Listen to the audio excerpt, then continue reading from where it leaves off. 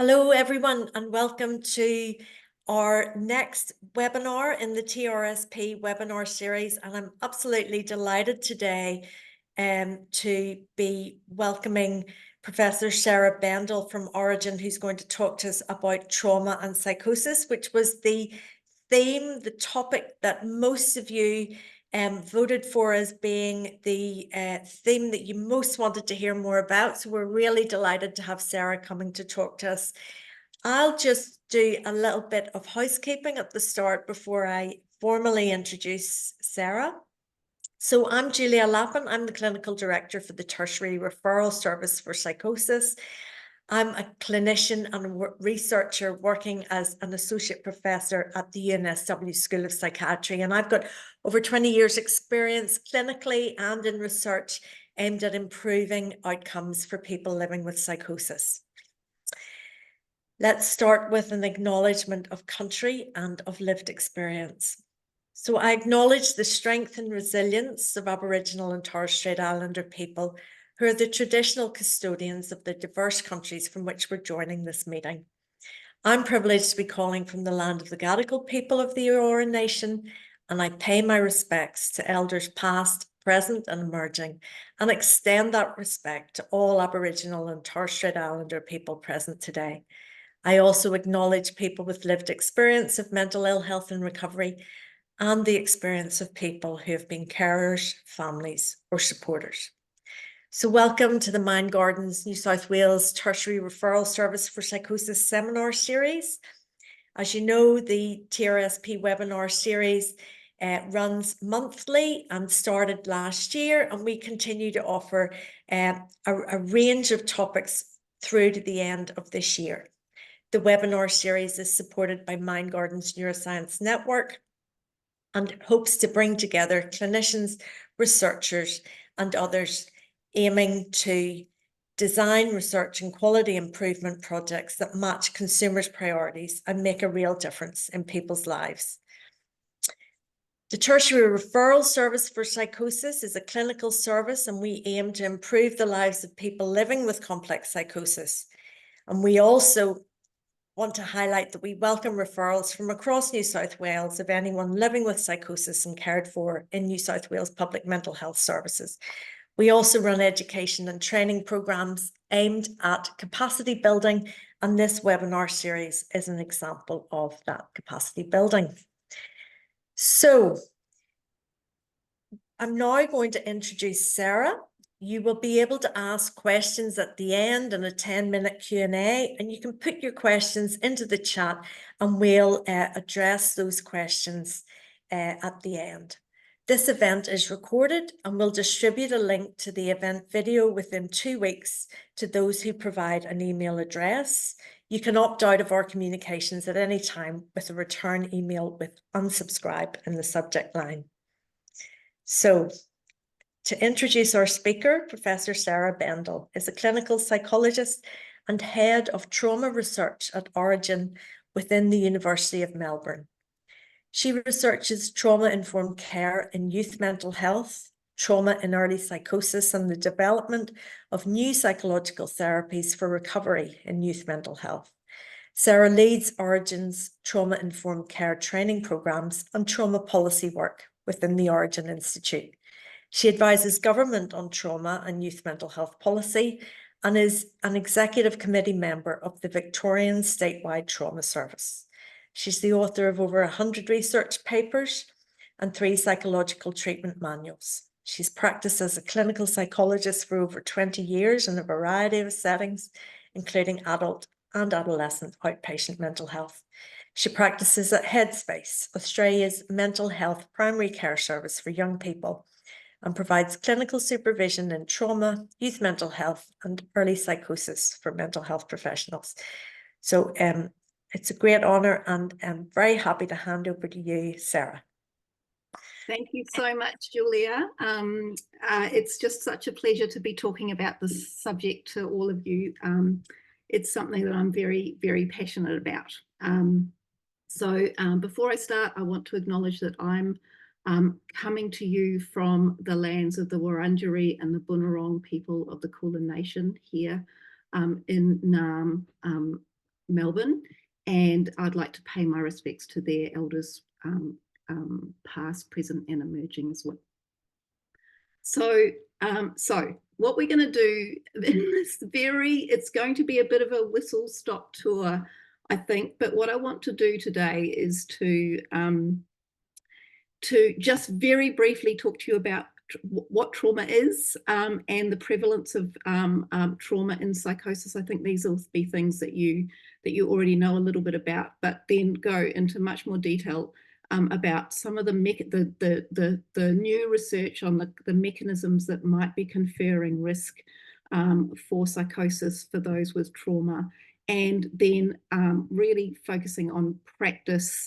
And what I want to do for most of today is to talk about the model of trauma-informed care for psychosis that we've developed at Orygen over about the last 15 to 20 years. It's a model for early psychosis services, but we're really realizing that it's working. We're broadening it out into youth mental health services and into adult services now. So I hope that it will be helpful in terms of kind of giving a framework for how we should be doing, we should be working with psychosis, particularly in tertiary mental health settings.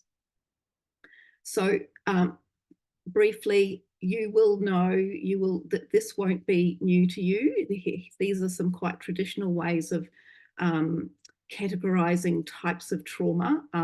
But what I want to do is to present you with this slightly newer, slightly different conceptualization of the question, what is trauma? Now, this definition comes from the Substance Abuse and Mental Health Services Administration, SAMHSA, in the US, which is an organization that has excellent input from really focused input from lived experience in all the work it does. And I think this definition of trauma, which is quite simple, but actually is the really new research that's being done at the moment in the how does trauma confer risk for later physical and mental health problems. This definition really is at the cutting edge of that newer research. And so you'll see here that it's the 3 E's. It also is having it be the 3 E's makes it a little bit easier to remember.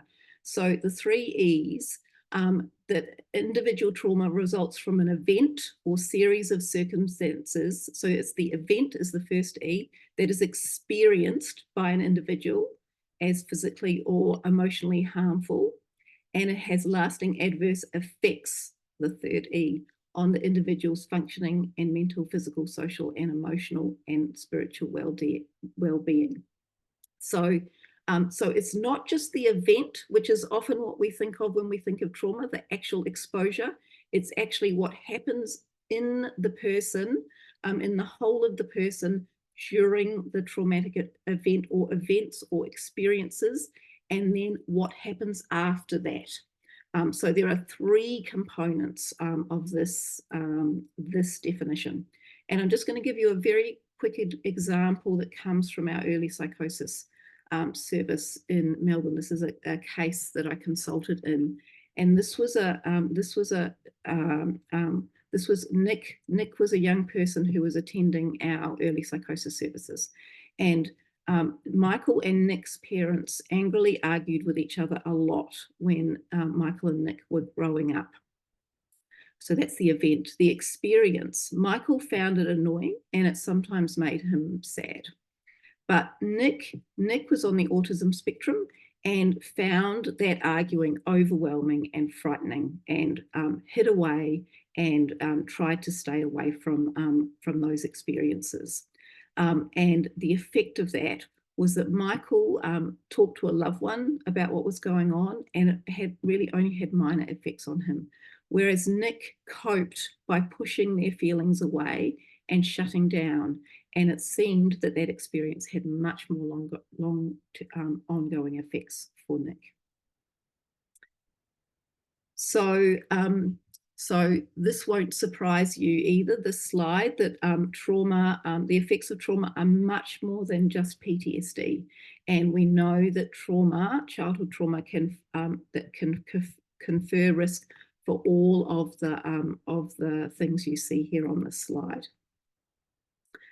So that's the big picture, and now we're coming down into psychosis, and just a few stats for you here. The first is that this large seminal study that found that 82% of people with diagnosed with schizophrenia spectrum disorders reported childhood trauma. And this is data from our work in early psychosis services. It's quite old now, but we find that similar when we do we've done more recent studies. So the rates, you'll see these are just very selected types of trauma, and you'll see the rates here. Excuse my dog. The doorbell just rang and she has to tell me that, so I'll just ignore her. You'll see here that that 65% of young people had experienced one of these traumas, and of course these are only a subset of the types of traumas we see in early psychosis services. So we know that rates are up to 80% plus in early psychosis services as well. So traditionally, how this kind of data has been seen is that that childhood trauma is conferring risk for the trauma disorders, and that psychosis is kind of seen as separate. But more and more, the data is telling us that this is not the case. So this systematic review and meta-analysis that we did a few years ago showed that in groups of people who had been diagnosed with psychotic disorders, that childhood trauma was associated with more severe hallucinations and delusions. So it seems that childhood trauma has a specific relationship with the positive symptoms of psychosis. So there are lots of proposed mechanisms for what might be conferring that risk. And what I'm going to do today is just highlight two that I think are probably the most important for clinical work. And you'll see we're still early days in terms of knowing how these work, but I think it's important to be thinking about how they fit in the presentation of particularly positive symptoms. So the first is post-traumatic intrusions. So there are theories and there's also now mounting evidence that some hallucinations in some people may be some kind of variant of post-traumatic intrusive activity. And the evidence for that is that we know that a high percentage of combat veterans with PTSD have hallucinations and delusions. In some studies, it's over 50%. And work that we have done in early psychosis, we've found that post-traumatic intrusions mediate the relationship between childhood trauma and hallucinations and delusions. And hallucinations in particular are independently associated with PTSD intrusions in early psychosis. In this work that was done by my past PhD student, Natalie Peach, we also, in an associated study, we found a small subgroup of young people in our early psychosis group that had hallucinations with exactly the same content as their post-traumatic intrusions. Now, I'm going to show you an example of that on the next slide, and I just want to give you just a little warning. It's quite a confronting description of this phenomena, and I do that in some ways deliberately, because this is really the work we need to do. We need to go there. We need to hear these stories, and so they have to be here in talks like this. So I'm just going to show you the slide, and I'm not going to read it out, but I just want you to have a look through and see and look at the trauma, the post-traumatic intrusion that the young person described in one part of the interview, and then the hallucination that they described in another part of the interview. And I think what's important here is that the young person themselves hadn't necessarily made a connection between these, the hallucination and the trauma or the intrusion. And also, this was a while back. The data from this study came in, was collected a while back. But what we found when we looked at the clinical files for these young people, where we found these connections with post-traumatic intrusions and also links between the trauma and the hallucination, that those weren't necessarily, they weren't noted in the clinical file. So the clinical file was, it would be noted that trauma had been reported, and that there were hallucinations and sometimes the content of the hallucinations, but the clinical staff hadn't realised the close link between the actual experience of trauma, the intrusions, and the hallucinations. And I think it throws a different light on the hallucination when you have the background such as this. So post-traumatic intrusions are one of those potential mechanisms. Dissociation is another, which is receiving a lot of attention in the research space at the moment. So dissociation, which is a complex phenomena, we know that it's often present during traumatic exposure. And that the trauma theory for this is that it's a way of psychologically escaping trauma that can't be physically escaped from. So it's an adaptive response, but then it can become generalized, particularly when there's ongoing trauma. It can become it becomes habitual, and it becomes generalized and becomes a response to in many stressful situations. So a lot of research now shows that dissociation is associated with childhood trauma in those with diagnosed with different psychotic disorders. In our work in early psychosis, and this work was led by my PhD student Pamela Sun, we found that about a third of young people had reasonably severe dissociative symptoms, and about 14% had a lifetime diagnosis of a dissociative disorder. We also found that dissociation mediated the relationship between childhood trauma and hallucinations and delusions. Now, this data really shows, in contrast to the picture I showed you before, really shows that it's not trauma and the trauma symptoms and psychotic symptoms somewhere different. They are all connected together in some ways. I've given you some illustrations of some. There are others.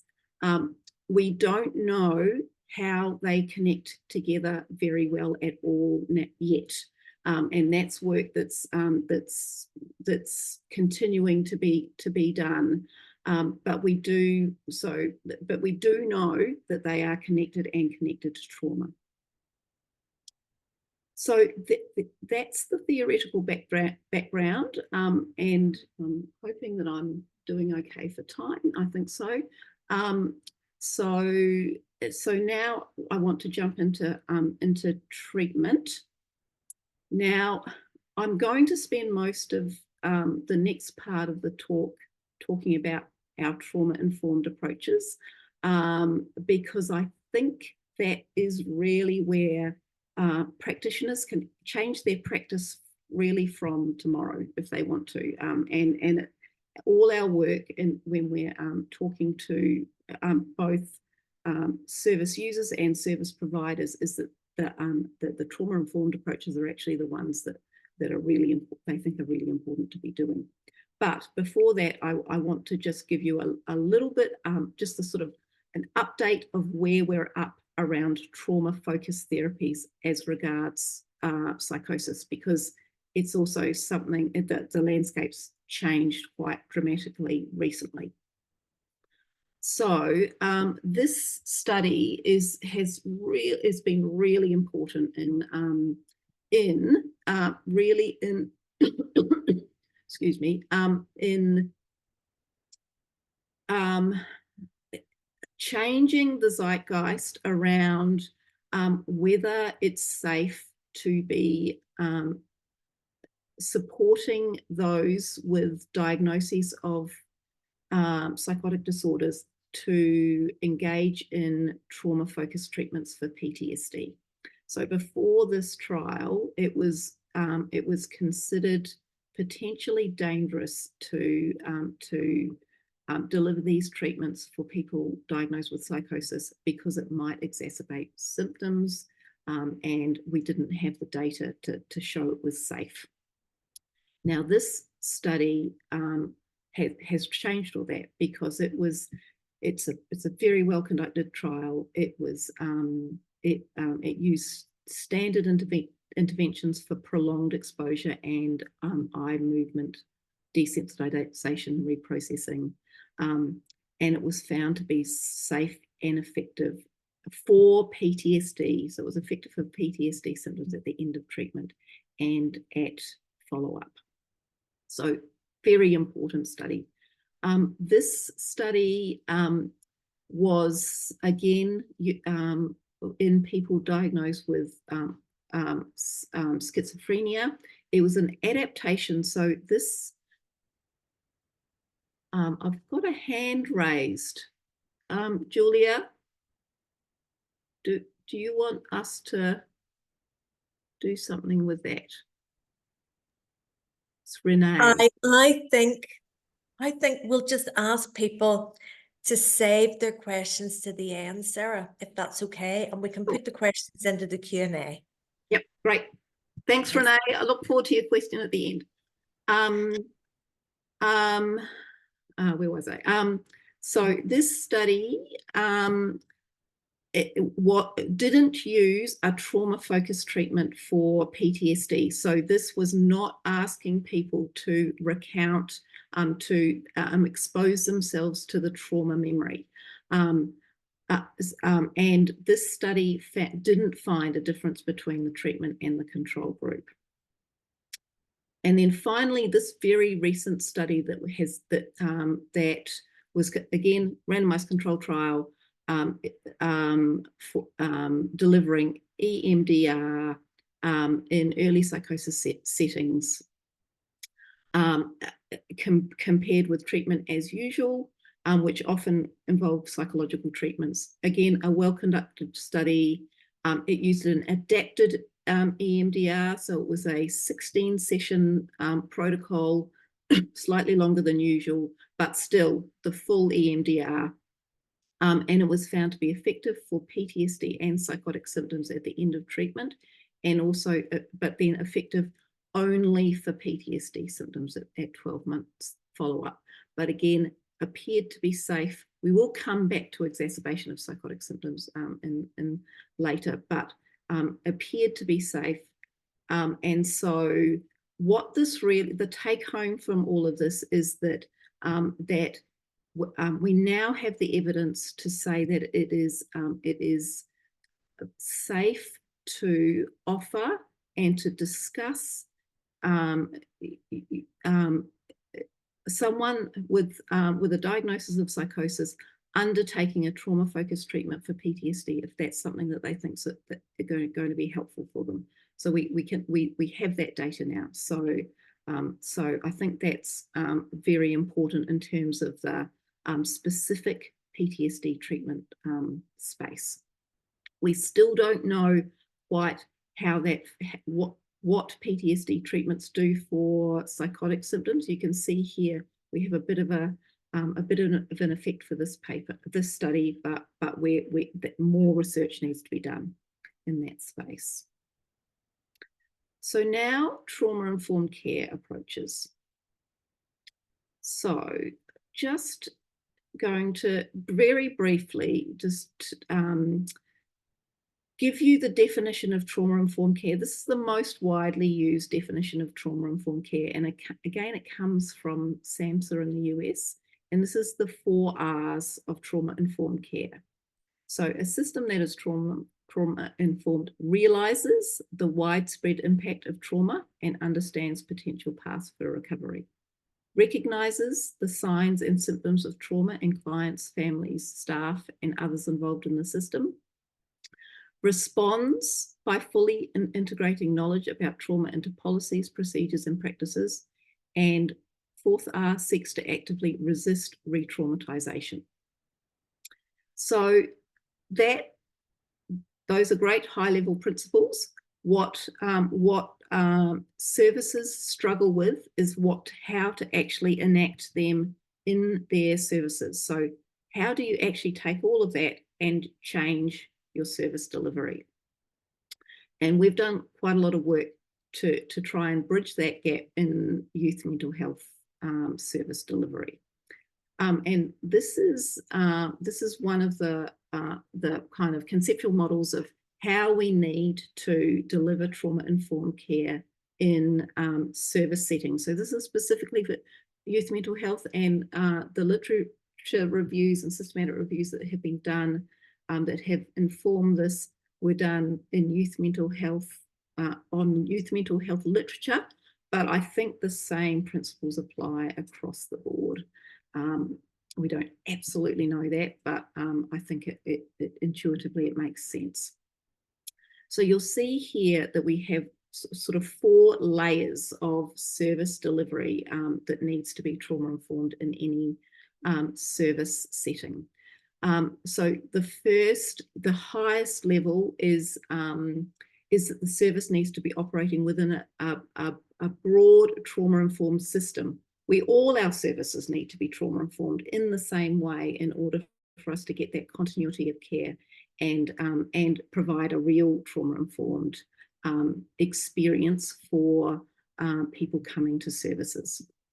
The service itself needs to be trauma-informed at that level of high-level policy, service delivery, the procedures that are in place. There's lots of work that services need to do, and some of the ideas you see that are dotted around those those bigger circles about trustworthiness and transparency and voice and choice are how services need to they need to ensure that they have them in order to be operating in a trauma-informed way. But when we did our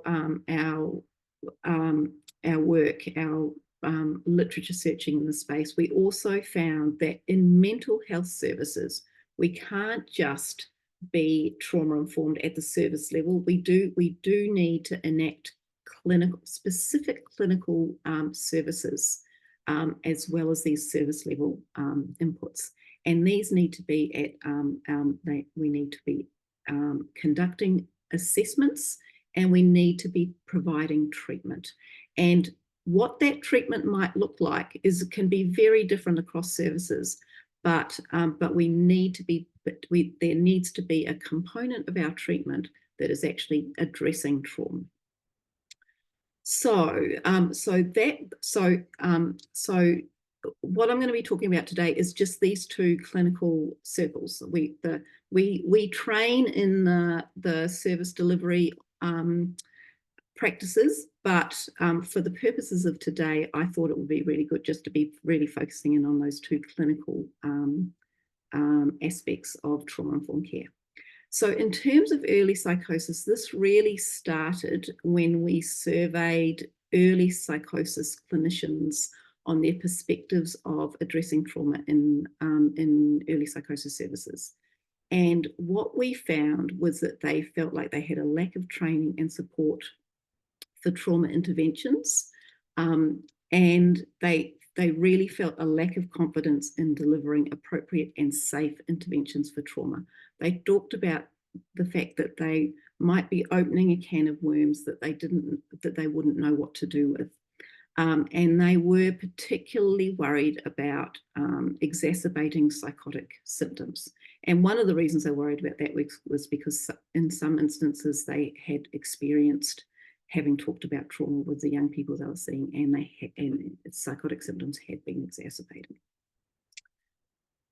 So in light of this, and in light of models of trauma-informed care, we developed trauma-informed psychotherapy for psychosis, TRIP. And this is a model, a clinical model at the service level to operationalise trauma-informed care. And it's been a collaboration between researchers and clinicians at EPIC, our early psychosis services here in Melbourne, for the last 15 years. This intervention is for young people. We see it having wider applicability than that. And the key aspects of it is that it addresses PTSD, dissociation, hallucinations and delusions if appropriate, and other symptoms, but those are the ones I'm targeting today. It addresses safety, and it can be conducted within ongoing care coordination. So it can be it is designed to be an aspect of something that is done in a clinical session, but it doesn't have to be the thing it isn't only the only thing that's done in that clinical session, and it's designed to be done in little bits over a long period of time. So this is not might say it's psychotherapy, but it's not a specific psychotherapeutic 50-minute session, 12-session model. It's much more flexible than that. So it has 5 modules that you'll see here. The first one is screening, and this is a brief, non-invasive pencil and paper screening for trauma exposure and PTSD symptoms. And the reason that the idea here is that we start knowing, having some sense of how much trauma is an issue for a young person coming into our services. And just as importantly, we orientate a young person to realizing that that this service is a place where trauma might be an important thing to talk about. And what I think has happened over the 15 years that we've been developing this model is that in early days, screening often didn't happen in psychosis services. I think that's changed now, and I think that we're seeing much more assessment, asking about trauma. That's happening in our tertiary services much more now.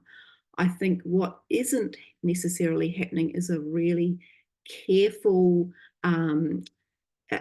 planned screening that is safe for young people or for clients, that happens only once, that happens in a safe setting, and where something is done about it after the discovery that trauma is important is made. So I can't go into details about how to do this screening, but what I can, I'll just flag that our guidelines on management of psychotic disorders stipulates that we should be asking these questions. This is a list of potential assessment measures that can, paper and pencil assessment measures that can be used to do the screening. I was reluctant to use paper and pencil screening when I started this work a long time ago. I thought that a face-to-face interview would be much more appropriate, but I have we have really found when we've done this work and talked to young people that a paper and pencil are a very contained process where they don't have to talk. They don't have to talk about the trauma anything more than just filling out a form, unless there are safety issues. Is much more. They feel much more control than if they had to have a unstructured discussion with a clinician about these things. So we have done qualitative research where we have asked young people in-depth questions about their experience of different aspects of this model, and we did this specifically about the screening process, because we wanted to really know what worked for young people and what didn't work. And this work was led by Tracy Dryden-Mead, who was a student in my group. And I just want to show you a couple of quotes from that work. So one young person said, "They are good questions to be asking, and if they may not be enjoyable to have all the answers to all of it, it is very important information that sort of gives you an idea that what that person has experienced in the past." Another young person said, can't quite read this because I've got things in the way. So when completing them, they gave me opportunities to stop or wait between completing them, just in case they triggered anything. They gave us plenty of opportunity to stop doing the questions, filled out halfway. They asked how I was feeling, whether I needed to take a break, all that kind of stuff. So I hope you get a sense from that quotation that we have a structure that supports the young person in the completing of those questionnaires.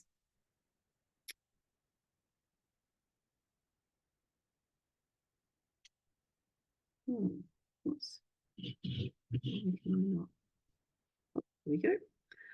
So once screening is completed, and in the very vast majority of cases, we find that there are traumas that young people have experienced, we go on to the safety module. And there are 4 components of the safety module. They are identifying distress using the distress thermometer that we'll talk about in a little bit more detail in a moment, teaching distress management, cultural safety, and safety planning. So safety planning is, you'll all be familiar with. Really important on this list is current safety and current abuse. This is something that can be missed, I think, in tertiary mental health settings. Is the abuse still happening? Are other people safe from abusers? Are there other current abuses happening? Now, the distress thermometer, this is really the central component of the safety module. And it is for those of you who know, a SUDS rating. It is a SUDS rating. It is asking a young person, right now, how distressed are you from 0 to 100? We have a laminated picture of a thermometer in therapy rooms, so that it can be something that a young person can refer to very easily. Now, we support a young person to notice and be able to communicate their distress with their clinician before we start doing our in-depth assessment of trauma and its effects. And we do this because, and this is really the strategy to support clinicians in feeling like they're not there. They have processes that they can support young people, so they're not opening the can of worms and not being able to deal with it. And it's a very simple technique. We use it multiple times in a session where we're talking about distressing material, which may be trauma or other issues. It's very simple. but it actually does a lot of things. It helps young people to become aware of their distress in session. It provides them with a mandate to communicate that distress with the clinician and stop talking about the distressing material. I use this all the time in my practice now. It has changed my practice hugely. When distress is high, other things can be talked about. It means that a young person has charge of how much they talk about trauma and distressing material, and that can be, and they can build their capacity over time. So we evaluated this component of the model, and one young person said she introduced like a thermometer where if it got too high, my emotions would stop and take a break. That was helpful because she knew how I was thinking, so we were communicating, because she'd ask every once in a while to make sure I was okay. My case manager also introduced this thing to do when I was having my episodes, listing 2 things I could smell, 2 things I could see, all that kind of stuff. And I do use that when I do have episodes. It kind of pulls me back into the reality. So another aspect of the safety module is cultural safety.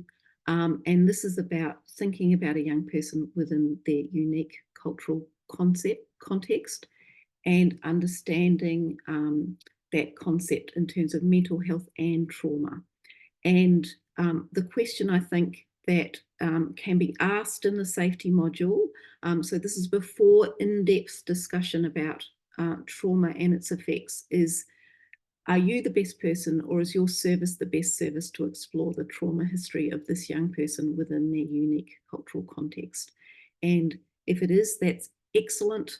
And if it isn't, what is the place, and how does that come about? How does the service or you support that process?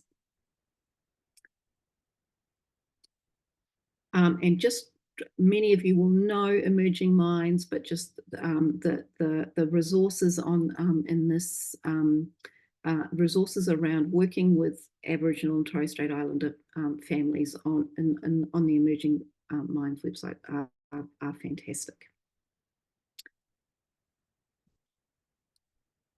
So now we're going on. So you'll see here from the diagram, we do a lot of safety work, and once that work has been solidified and it's working for the young person, we can then move on to the timeline, and we start a little bit of timeline, and then we can do more and more timeline as young people find that easier.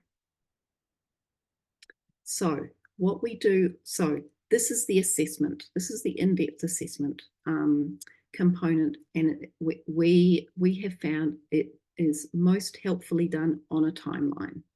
And what we do is we have a great big long piece of butcher's paper or something, sort of, it's not, again, this is not rocket science, and we have the whole of the young person's lifetime, and then we put their trauma experiences on the timeline, and this is interacting with the safety module. So we do it until distress becomes high, and then we do something else, put the traumas on the timeline, and then we start to talk about the experience and the effect of those traumas, and that then goes on the timeline too. And that's what enables us to start to make to form an understanding of how these symptoms might all come together uniquely for this young person. And so we put hallucinations and delusions on this timeline, dissociation, positive events, protective factors go on the timeline as well. So it doesn't mean that hallucinations and delusions are necessarily connected with trauma experiences, but this is the way that we start to delve and find out. So as I said, the timeline interacts with the safety module. One question is this exposure in the way that post-traumatic trauma-focused treatments for post-PTSD are exposure. And this is not formal exposure, but our experience of doing this is it sometimes has the same effect as trauma, as exposure treatment for PTSD. This is a very simple example of a timeline for Amanda, who had dissociation starting at age 5, hallucinations and delusions starting at age 22, and a connection was made between these two things by using the timeline. I can't go into the details, I'm sorry. So then in between the safety and the timeline module, we have psychoeducation, which is kind of what it says on the box. It is giving in-depth psychoeducation about what is trauma, fight, flight, freeze, PTSD, intrusions and avoidance, dissociative processes. We do this extremely well in tertiary services for people with psychosis, and this is about matching that for trauma and its effects, and can be worked in when these things are identified on the timeline. We have a few resources on the Orygen website that can help with this kind of psychoeducation. And then finally, the last module is the formulation module. So this is where we come to, based on the timeline and the psychoeducation, we come to a shared understanding of the relationship between trauma, post-traumatic symptoms, hallucinations and delusions, dissociation, if those things are applicable in this case, and we make it written if possible. And it can look very different depending on how in-depth the work was, where the clinician and the client came to as regards the timeline. And I'm going to now, for the finishing slide, is showing an example of a formulation letter. One of the things we did in the TRIP pilot trial was the therapist and the client both wrote a formulation letter to each other at the end of TRIP. And one of the young people in the trial really generously agreed to let us share part of her formulation letter for talks like this. So I'm going to show you that to finish. So this is Hannah, and she said in her formulation letter to her case manager, at the start, I was having hallucinations, seeing shadows, hearing voices in my head and wanted to die. I was fearful all the time and never went out of the house unless I was forced to do so. You taught me that I had a trunk of memories that I found bad or embarrassing or both, and that the trunk was flowing over so much that it made me remember the bad events that happened in the past. I was very disconnected from life, that all I wanted was to go to my land of better things. This did not help me because the only way forward is to go back to the past and sort the laundry out, so to speak. Even though it was painful, I soldiered on and with your help sorted most of my laundry, and now I'm ready to live my life. So thank you very much for listening to all this, and very happy to take some questions. Thank you, Sarah. That was a really wonderful talk. I've got so many questions for you myself, but I just love this this quote that this young person has generously shared, and this idea of sorting the laundry out is just a really, really nice metaphor for some of the work that you've been pioneering in this space. I was thinking as you were talking, Sarah, just, you know, I've been about 25 years now as a psychiatrist working in psychosis, and I think this area of trauma and recognizing the impact and recognizing that we can and should be talking to people about these experiences is one of the biggest things that's really changed in psychosis care and research, you know, in the last several decades. So thank you so much for your contribution to that and for the talk today. I'm just going to let everybody in the audience know that if you can now populate your questions, I will start to put them to Sarah, but I'm just going to ask in the intervening minute or two, Sarah, that you might just move to the next slide and we can tell everybody about a really important study that TRSP is running, and the QR code to link to it is here. As I mentioned at the start, we're really trying to develop education and resources to enable people to upskill so that we can provide better care to people living with psychosis. And this study asks you anonymously to sort of talk about the gaps in your knowledge, things that you feel confident in doing, things that you feel less confident in doing. And that will help us go to New South Wales Health and say, this is what our clinical workforce needs training in. This is what they're telling us. So it would be so valuable if you could take 10 minutes to complete this survey for us.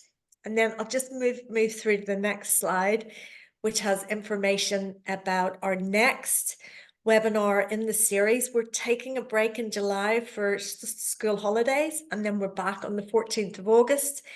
And the wonderful Nicola Warren from UQ will talk to us about neuroinflammation and psychosis.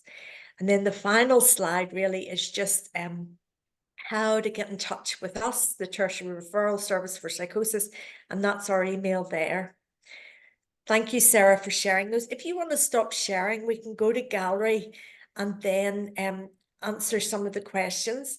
I'm gonna have chair's prerogative and ask a question of my own, Sarah. The TRIP pilot trial that you talked about, it was conducted within people who were young people as part of a early psychosis program. Is there any reason that you would think that all those principles that you talked about, the use of the SUDS, the stress scale, and all of which are very evidence-based in trauma practice, any reason why we couldn't be applying those to people of all ages experiencing psychosis? No, not at all. And what I would dearly love to do, actually, like you know, we always have all these ideas about the next steps, but what I would love to do is actually that when we started developing TRIP, I think the thing we missed was really talking to young people right up front about what they wanted. We did a lot of qualitative work where we asked them how they experience things, and then tweaked things, but we didn't start at the start with co-design of the intervention. Now that we know how to co-design, I would love to co-design TRIP for adult mental health services. I think that would be, so I think it would end up looking similar, but we would get all this input from service users and service providers about how to really make it work for adult tertiary mental health services. So there are ways that we could do it even better, but I think it would be totally appropriate for adult services as it is. Wonderful, thank you. And does training exist? Is it available for people who are outside your centre? We offer TRIP training at Orygen. So and if people want to go to the Orygen website and just put trauma in the search bar, you'll come to a page that talks about our trauma-informed training services, which we can tweak depending on whether it's an early psychosis service or adult services, if that's what it's for. So yes. Wonderful. Thanks, Sarah. We've got lots of questions coming through about the training. One person asks, can you deliver by telehealth? Another asks, is it suitable for inpatients who are settled in mental state? Ooh, two good questions. So just so the way we train is we train services. So we are very keen. This is a service model. It's not an individual therapy. So what we do is we've done it mostly with early psychosis services and with other youth mental health services, where we get the whole service together and we train the whole service. We have done it in COVID. We did do it by telehealth. So it is possible. So that's one question.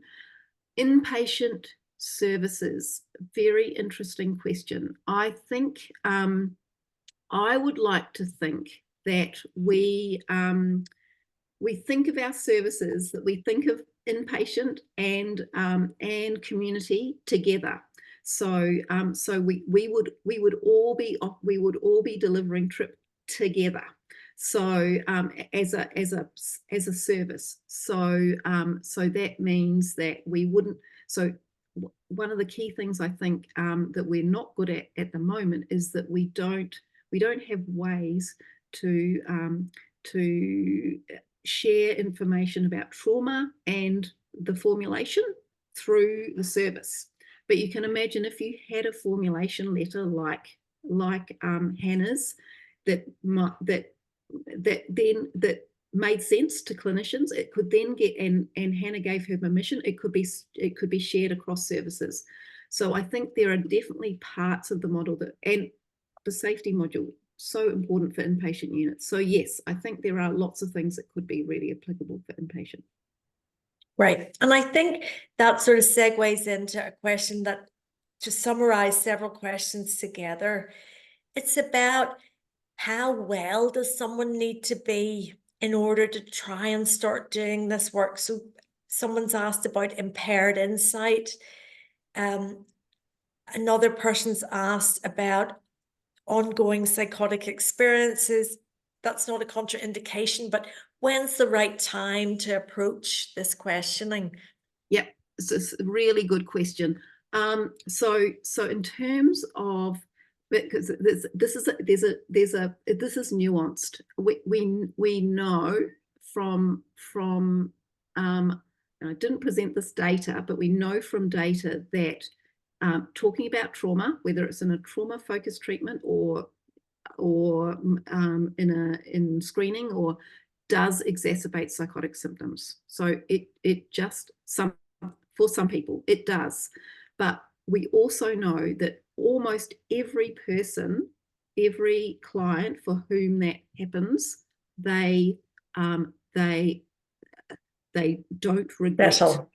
Exactly. So just because it is distressing, and for people with psychosis, distress, we all have our ways of showing distress, and psychotic symptoms can be that way for people with psychosis. It doesn't mean we shouldn't be doing it. So that's the first thing to be remembering, is that. So it can cause a transient increase in psychotic symptoms, but it tends to settle. It does.